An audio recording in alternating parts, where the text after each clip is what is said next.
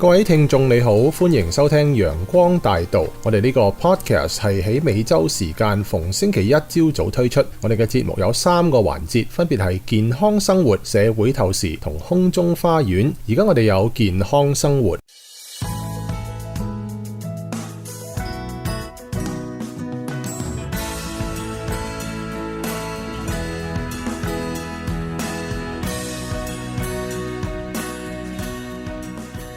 各位聽眾早晨，我哋又嚟到呢個健康生活嘅環節啦。早晨大家，好高興見到大家。早晨，今日我又有Howard喺我中間啦。上一輯咧講到又係有關於頸部嘅部位啦。當你唔舒服嘅時候點樣處理 ？OK， 今日咧我又交翻繼續講有關於頸嘅部位。OK。Howard，我哋 recap 翻上次講起瞓矮頸嗰個啦。瞓矮頸你瞓咗覺，唔知道其實係咪冇預防嘅方法㗎？都可以有嘅，但係好多人咧都係會懶啲做呢個睡覺之前嘅運動，因為伸展，咁嗰樣嘢係會幫助你減少矮頸個狀況。可唔可以簡單講下呢個係一個咩運動，同埋係要做幾耐嘅咧？好簡單啫，其實我成日都叫我啲病人就話，你喺瞓覺之前做一做柔軟體操，個頭好似中國人讀嗰啲古書咁搖下搖下，兩邊搖就向前向後咁搖，坐喺張床喎，冇企身喎，因為有時你年紀大嘅，你咁搖嘅話會跌倒嘅喎，坐喺張床係咁搖下，咁深呼吸放鬆，大約5分鐘左右，咁自己用隻手去喺後邊捏下條頸嘅肌肉，咁再咧，如果你年紀大嘅咧飲唔到水嘅話咧，就趁2個鐘頭前飲多啲水，飲多1杯水，咁到嗰個時候咧就增加咗水分入去咧，就減輕咗呢個矮頸嗰個狀況喺瞓覺。呢個動作重複要做幾多次？做幾耐？通常我提議3至5分鐘啦，好似讀書咁樣，即係喐下條頸咧，就咁，同埋捏下，咁夾埋大約5分鐘就夠啦，唔係多。OK， 好，大家要試下吓。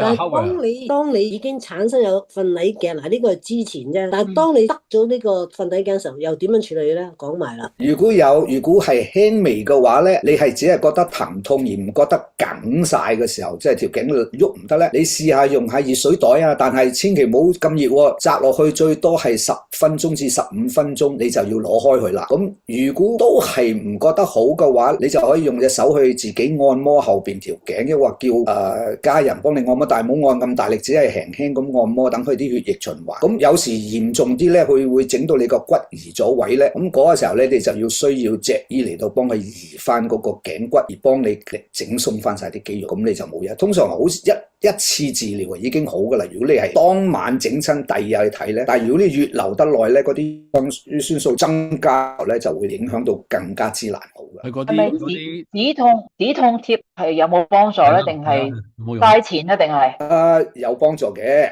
一就心理上幫助啦，嗰樣嘢係好緊要啦，因為你一痛咁佢都係有少少止痛嘅成分，因為係有薄荷喺入邊，咁佢會幫助到你鬆弛，就係佢有發熱，令到血液循環係有幫助嘅。但係我唔提議咧，你用嗰啲唔係喺美國做嗰啲咧，有時都會燒親自己啲皮膚㗎。咁所以咧，最好就揾啲適當喺藥房買啊，又話醫生證明嗰啲啊最好啦。止痛藥咧？止痛藥我唔係醫藥醫生，所以我就想交翻呢樣嘢俾醫藥醫生睇。但係我就當然啦，脊醫我哋唔提議食咁多止痛藥啦，因為對身體對胃都唔好。但係我亦都唔會話拒絕人哋食藥，但係我喺度咧，我就最好就問一問醫藥醫生啦，呢啲嘢。停兩粒Tylenol Ibuprofen 冇問題嘅。所以我有時都會食嘅，即係如果我講我自己，但我就會，因為作為一個脊醫咧，我哋能夠提人哋食藥，但係你可以即係問一問嗰啲比較有醫藥醫生嘅提議咯，我就睇。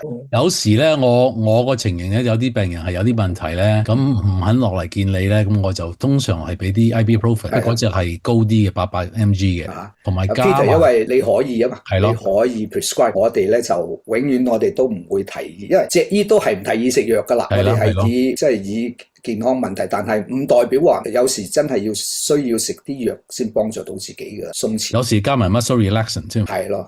喂，如果頸喐下喐下有聲嘅啫，因咩意思啊？咁即係話你啲肌肉可能好緊啦，拉到嗰條頸骨摩擦緊啦，所以我就提議咧，一有呢啲 click 咔啦聲咧，你就最好快啲去睇啦，唔係日後佢會影響到有嗰個骨折炎啦。Very good. OK， 咁我哋之前講嘅知識咧，希望能夠帶俾你更加明白點樣處理啲問題啦。咁今日時間就差唔多夠啦，我哋翻下一集再繼續講。好，多謝大家，拜拜。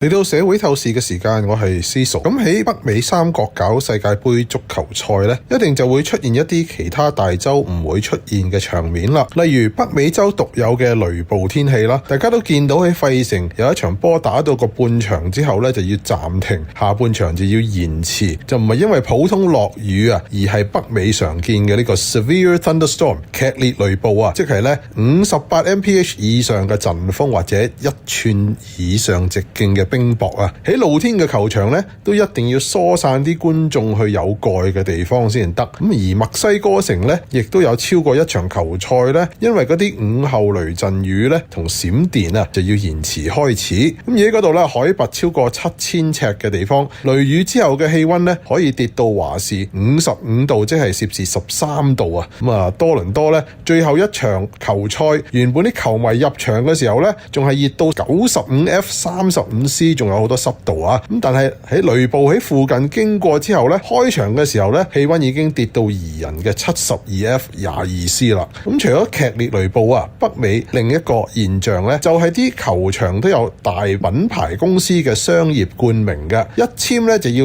20幾30年嘅。咁所以呢次北美16個球場咧，係得溫哥華嗰個 BC Place 咧係冇商業冠名嘅啫，其餘15個咧全部都要遷就國際足協 FIFA 嘅要求啊，因為佢哋啲冠名品牌都唔係 FIFA 贊助商，咁就要遮住個球場，就要臨時改名，變成乜乜城市 Stadium 咁嘅好普通嘅名。場內嘅所有品牌標誌咧，全部都要遮住。咁啊，但係有幾個球場嘅裏邊嘅商標品牌好大啦，咁啊要遮咧都遮得好明顯噶。例如三藩市灣區嗰個 Levi's Stadium 啊，全世界睇波都睇到好大個白布遮住個標誌，右邊仲係留翻 Stadium 好大個字。咁但係其實咧，以 Levi's 嘅知名度嚟講咧，嗰塊白布遮住個標誌嘅形狀都仲係好多人好容易認得嘅。咁如果有人唔知咧，咁所以咧個品牌公司佢哋就唔係 FIFA 或者球場佢哋第三方嚟噶嘛，咁啊自己就攞嚟可以搞下 marketing 宣傳咯。例如啊 Levi's 啊就自己喺全世界各大城市嗰啲專賣店咧，就揾個白布遮住自己個標誌，咁啊個個好似睇個波見過咁啦。但係當然呢度唔係球場嚟噶，你要行入店裏邊咧，都當然仲見到係賣咩品牌嘅。嗱，咁 Levi's 除咗喺社交媒體啊，將個大頭相由紅色 Levi's 字樣就改成白布遮住呢個蝙蝠雙翼嗰個形狀咧，仲喺三藩市最後一場波嗰日咧，就推出呢啲白布標誌嘅紀念衣物同商品。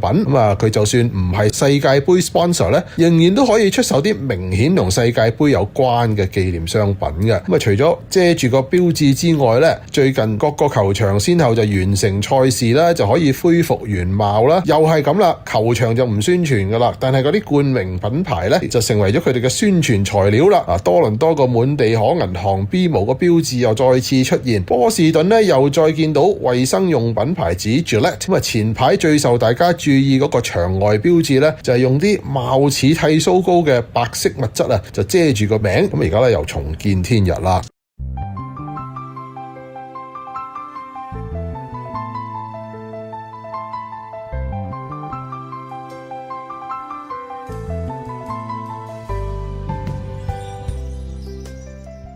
各位聽眾早晨，天 Megan 早晨，你哋好。各位聽眾早晨，牧師 Megan 早晨。各位聽眾早晨，大家好。上一集我哋分享到掃羅發出咗一道命令，係叫佢個仔約拿單同埋佢嘅臣僕要將佢所憎恨嘅大衛處死。所以約拿單呢就吩咐大衛快啲匿埋啦。同時咧，佢亦都懇求佢嘅父王要愛惜呢一個曾經拯救以色列嘅人。而家咧，約拿單咧就帶住大衛啦嚟到見掃羅，佢咧就好似以前一樣，仍舊咧侍立喺掃羅王面前。以色列人啦同埋非利士人咧嘅爭戰，大衛咧就帶住兵丁去攻擊佢哋嘅仇敵。希伯來人大勝啊！全國咧都稱讚大衛嘅智慧同埋英勇。大衛受到以色列人嘅稱讚，呢件事又引起咗掃羅以前惡毒嘅心。正當呢個青年人大衛喺王嘅面前奏樂嘅時候，皇宮入邊本嚟係融入着和諧嘅樂聲嘅時候，掃羅又為佢嘅嫉妒嘅心所勝，就向大衛投嚟一支槍，想要將呢個音樂家刺穿，並且釘喺嗰個牆上邊。但係神嘅使者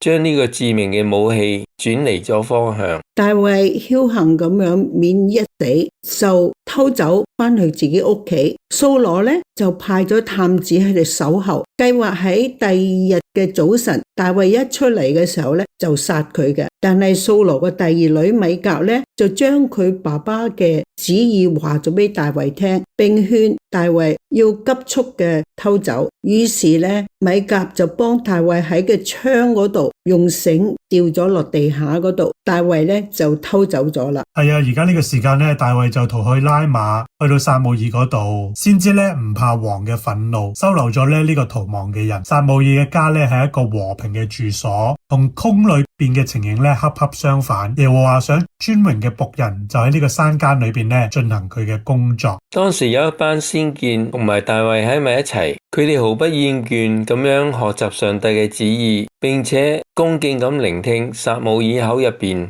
嘅教訓。大衛喺嗰度從以色列嘅教師所學到嘅教訓，對佢一生嘅行事為人係寶貴嘅。大衛相信掃羅總不至於會領佢嘅軍隊侵入神聖嘅地區，可惜掃羅變成咗一個心眼盲目、肆無忌憚嘅人。佢似乎唔將任何地方會看為神聖不可侵犯。結果咧，大衛同撒母耳喺一齊嘅消息咧，引起咗王嘅嫉妒。掃羅王咧唯恐呢一位全以色列人所敬仰嘅上帝嘅先知撒母耳啦，會支持佢嘅敵人大衛，並且咧幫助大衛成功。所以咧，王既知道咧大衛去咗嗰度，就派咧神僕要將咧大衛捉翻嚟基比亞呢度，打算咧喺呢一度咧進行一個殺害大衛嘅計劃。啲使者聽從咗掃羅王嘅命令，就打算去捉拿大衛，但係有一位比掃羅王更大嘅主控制咗佢哋。佢哋遇到人眼所唔能夠睇見嘅天使，正如當年巴蘭要去咒詛以色列人嘅時候喺路上遇見嘅天使一樣。掃羅嘅使者受到感動，佢哋咁講，佢哋預言將來所要發生嘅事，並且頌揚耶和華嘅榮耀和同埋威嚴。咁樣，上帝控制咗人嘅怒氣，並顯出上帝嘅能力，能夠制止邪惡。同時咧，上帝差遣咗護衛嘅天使圍繞住佢嘅僕人。係啊，掃羅咧正在急切地等待大衛做佢嘅階下囚嘅時候，呢個消息咧嚟到佢嘅耳當中。掃羅王咧竟然咧冇因此咧感到上帝嘅譴責，反而咧自己更加憤怒，再一次咧差另一批神僕咧去捉大衛。呢啲人亦都受到上帝嘅靈所制服啦，並且同第一批人一同受感講說話。王又派第三批使者去，但係佢哋一嚟到先知嘅中間，上帝嘅靈便降喺佢哋嘅身上，使到佢哋亦都受感講預言。今日時間夠啦，下次再同大家分享啦，再見。